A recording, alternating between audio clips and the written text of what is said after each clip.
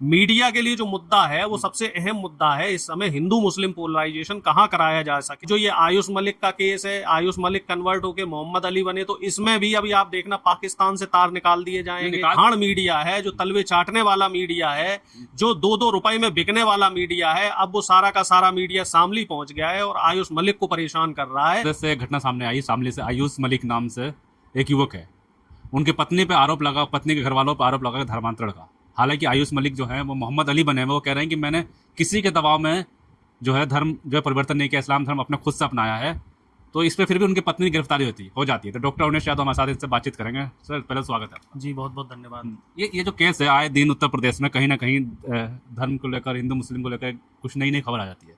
जो लड़का आयुष मलिक है वो खुद कह रहा है कि मुझे 1 करोड़ रुपए भी आप दे देंगे तब भी मैं इस्लाम धर्म नहीं छोड़ूंगा, फिर भी उसकी पत्नी की गिरफ्तारी हो जाती है, क्या कहेंगे? देखिए ऐसा है, अगर कोई भी व्यक्ति बालिग है और अपनी इच्छा से खुद धर्म बदल रहा है, जहां तक मैंने इस मामले को समझा है, तो उसमें आयुष ने अपनी इच्छा से धर्म परिवर्तन किया है।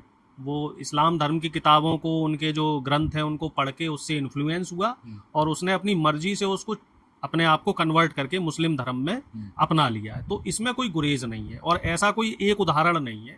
आप मथुरा या वृंदावन में चले जाओ तो वहां हमें हजारों की संख्या में ईसाई समुदाय के ऐसे लोग मिल जाएंगे जो स्वेच्छा से कृष्ण मार्गी हो गए, यानी कि उन्होंने हिंदू धर्म अपना लिया है। तो वो स्वेच्छा से, वो कैसे हुए, वो वृंदावन मथुरा आए, वहां उन्होंने भगवत गीता को पढ़ा, कृष्ण के बारे में जाना समझा और उससे प्रभावित होकर उन्होंने धर्म बदल लिया। तो क्या उनके ऊपर भी केस होगा कि उनको किसी ने इन्फ्लुएंस किया?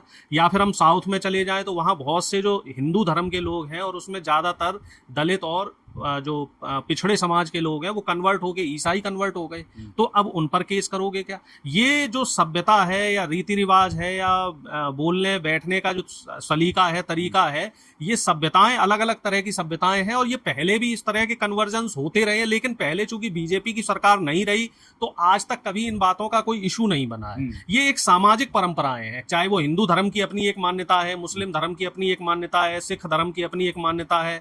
बहुत से हिंदू धर्म के लोग कन्वर्ट होके बौद्ध बन रहे हैं। लेकिन आयुष के जो पिता हैं वो कह रहे हैं कि जो लड़की है चांदनी कुरैशी, उसने उनके बेटे को फंसाया दौलत के लालच में। सरासर गलत आरोप है।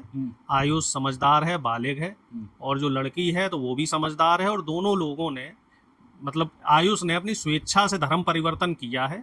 और ऐसा मैं इसमें कोई गलत नहीं मानता हूँ। हालांकि उसमें जो छुपाना है, छुपाने का तरीका वो ऐसा था कि वो बच्चा ये कह रहा था कि भाई जब तक मेरी सिस्टर की शादी नहीं होती है तब तक मैं इसको सार्वजनिक रूप से नहीं बताऊंगा। तो उसका भी अपना जो कहना है वो ठीक ही था कि हमारा जो हिंदू धर्म या फिर जो मिडिल क्लास लोग हैं तो उसमें थोड़ा ऐसा है ना, धर्म परिवर्तन कर दिया है, कुछ कर दिया, तो छोटे भाई बहनों की शादी विवाह पे भी थोड़ा फर्क पड़ता है।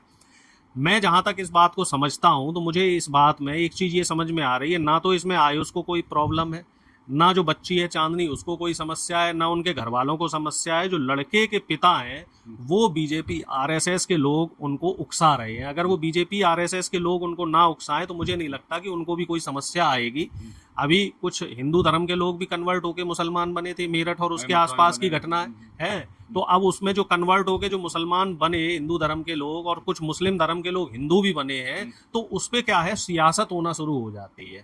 और जहां पे ये सियासत आ जाए, धर्म के बीच में जहां जहां सियासत आती है, हमारे लोग दर्शक समझे, धर्म और सियासत को अलग रखना चाहिए। क्योंकि कभी भी धर्म के नाम पे जब सियासत होना शुरू हो जाती है तो वहां पे फिर संबंधों में खटास आना शुरू हो जाती है और वहीं से सामाजिक ताना बाना बिगड़ना शुरू हो जाता है। अब चूंकि उत्तर प्रदेश में चुनाव है और चुनाव बड़ा नजदीक है, तकरीबन 6 महीने बाद कभी भी नोटिफिकेशन आ सकता है। और कुछ लोग तो ये भी कह रहे हैं कि इस बार उत्तर प्रदेश का चुनाव पहले से जल्दी होगा, यानी दिसंबर जनवरी में भी हो सकता है। तो अब चुनाव आ रहा है तो योगी आदित्यनाथ जी जो अभी उत्तर प्रदेश के मुख्यमंत्री, वो भी इसी तरह के बयान आप उनके सुन लो कि भड़काऊ बयान देते हैं मुस्लिम कम्युनिटी को लेके। अभी संभल में जो घटना हुई तो वो घटना भी कुछ इसी तरीके की थी कि मुस्लिम समाज को जानबूझ के टारगेट किया जा रहा है। अब जो ये आयुष मलिक का केस है, आयुष मलिक कन्वर्ट होके मोहम्मद अली बने, तो इसमें भी अभी आप देखना पाकिस्तान से तार निकाल दिए जाएंगे।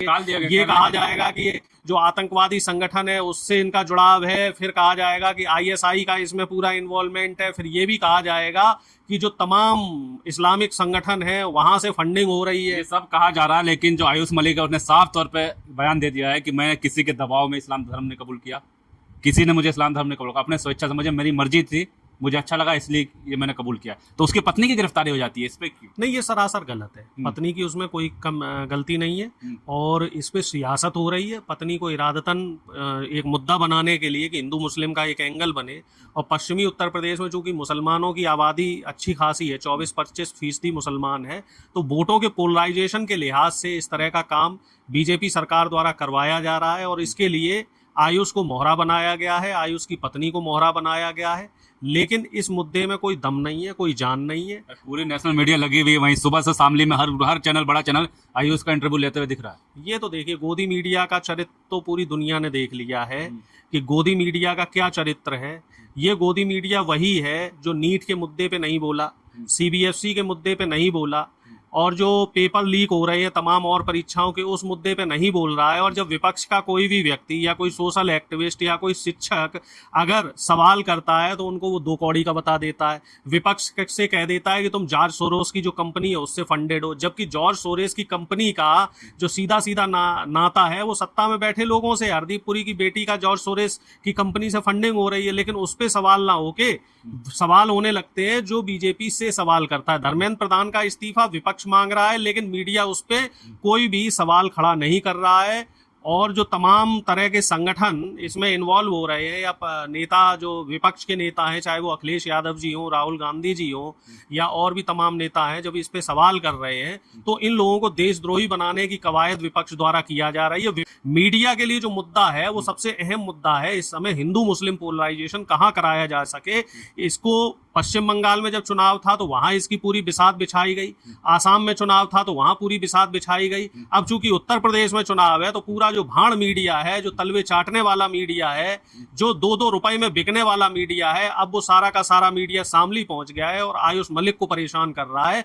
हालांकि मैं इस चीज का पूरी तरीके से खंडन करता हूं और मीडिया के लोगों से भी मैं कहना चाहता हूं कि जो देश के ज्वलंत मुद्दे हैं, जो डीजल पेट्रोल बेतहाशा जो इसकी कीमत बढ़ रही है, अभी गैस की कीमत बढ़ा दी गई है, सब्सिडाइज सिलेंडरों की जो संख्या कम कर दी गई है, तो इस पे भी सरकार को जरा, मीडिया जो है सरकार को जरा चेताए। अगर थोड़ी सी भी उनके अंदर क्या कहते हैं कि अंदर शराफत बची है, कुछ एक आत्मसम्मान अंदर बचा है, लेकिन हालांकि मीडिया ऐसा कोई काम नहीं करे।